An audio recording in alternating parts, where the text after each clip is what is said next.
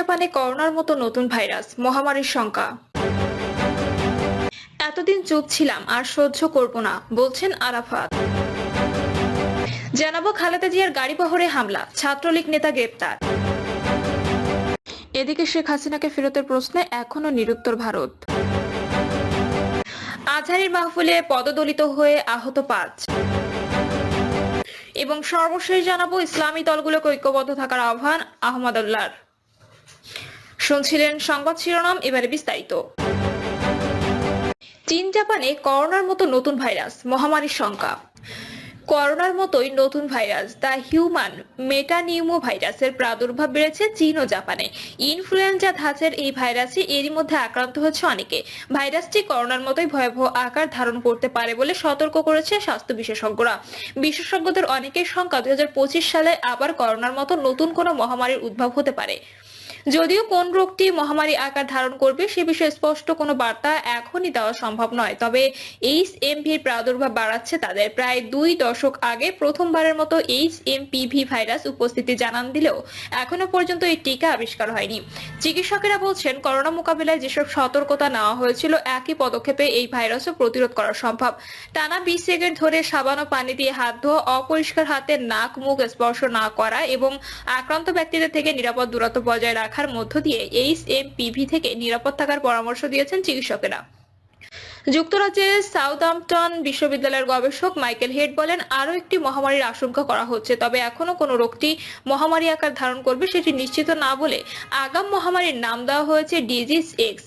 চীনের সামাজিক যোগাযোগ মাধ্যমে পোস্ট করা কয়েকটি ভিডিওতে দেখা যায়, করোনার সময় হাসপাতালে যেভাবে ভিড় তৈরি হয়েছিল একই পরিস্থিতি তৈরি হয়েছে এইচএমপিভির প্রাদুর্ভাবেও।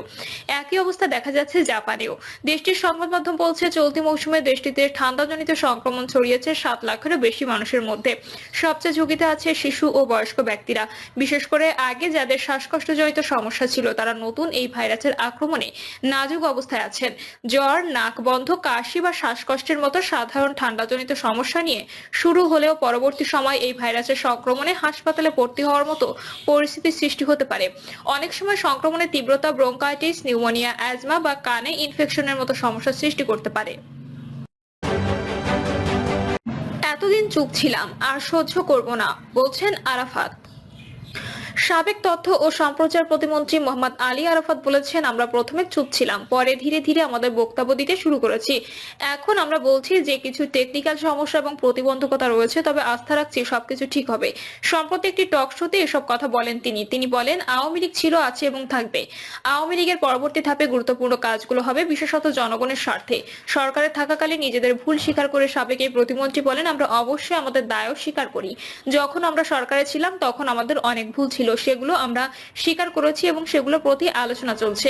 এখন আমাদের উদ্দেশ্য হলো ভবিষ্যতে এসব ভুল থেকে শিক্ষা নেওয়া এবং এগুলো যাতে পুনরায় না হয় সে বিষয়ে কাজ করা।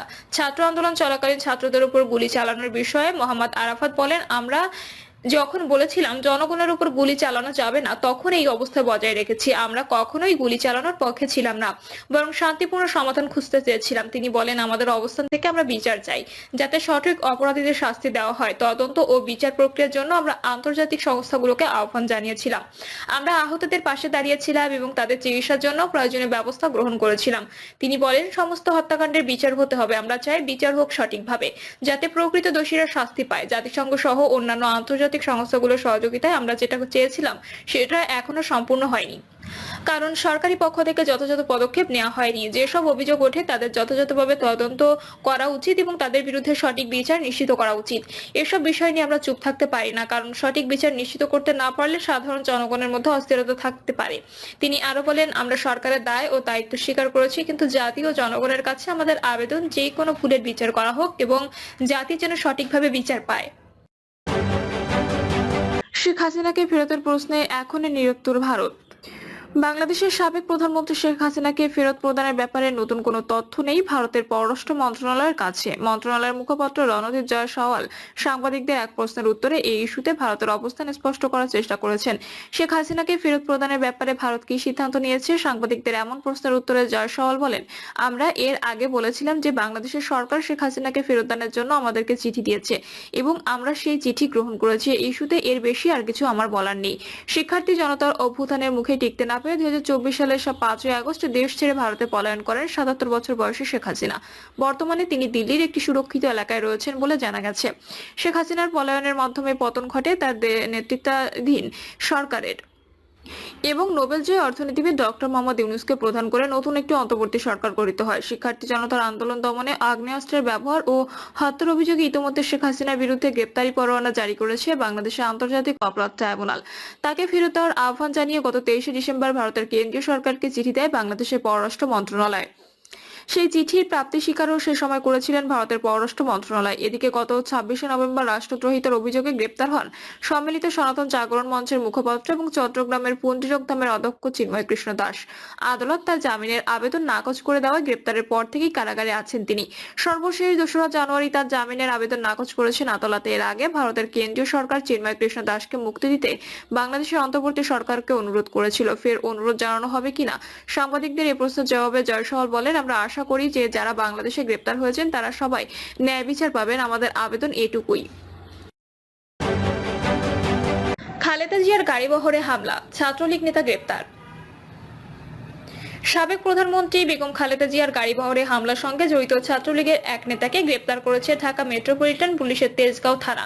গ্রেপ্তার ওই ব্যক্তির নাম মোহাম্মদ আবুল হাসান।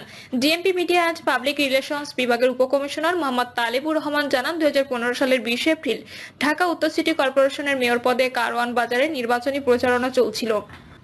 সেই নির্বাচনী প্রচারণায় বিএনপি মনোনীত প্রার্থী তাবিথ আওয়ালের পক্ষে অংশ নেন বেগম খালেদা জিয়া। সেই প্রচারণার গাড়িবহরে হামলার ঘটনায় গত বছরের 22শে আগস্ট তেজগাঁও থানা দায়ের করা মামলার এজাহারভুক্ত আসামি ছিলেন আবুল হাসান। গ্রেপ্তার করা ব্যক্তি তেজগাঁও থানা ছাত্রলীগের সিনিয়র সহসভাপতি।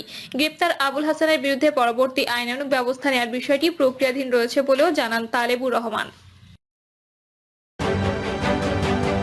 আজহারীর মাহফিলে পদদলিত হয়ে আহত 5। যশোরে প্রখ্যাত ইসলামী স্কলার ডক্টর মিজানুর রহমান আজহারীর মাহফিলে গিয়ে পদদলিত হয়েছে অন্তত 5 জন, আহত হয়েছে।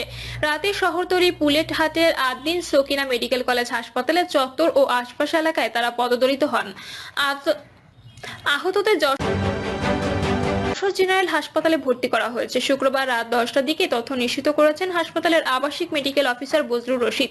প্রত্যক্ষদর্শী ও আহতরা জানান, শুক্রবার রাতে মাহফিল স্থলের প্রধান ফটকের সামনে যশোর বেনাপোল মহাসড়কে অতিরিক্ত মানুষের সমাগমে বন্ধ হয়ে যায় চলাচল। এ সময় সড়কের উপরে মানুষের ভেতরে আগে যাওয়া আসাকে কেন্দ্র করে হট্টগোল শুরু হলে ধাক্কাধাক্কিতে অনেকেই পড়ে যান। এতে পদদলিত হয়ে অনেকে আহত হন। এ সময় আহতদের স্থানীয়রা উদ্ধার করে বিভিন্ন হাসপাতালে ভর্তি করা হয়। এদিকে ঘটনার পরে সামাজিক যোগাযোগ মাধ্যম ও মাহফিলের দায়িত্বরত স্বেচ্ছাসেবীরা জানায়, অন্তত 30 জন আহতের ঘটনা ঘটেছে। সামাজিক যোগাযোগ মাধ্যমে একাধিক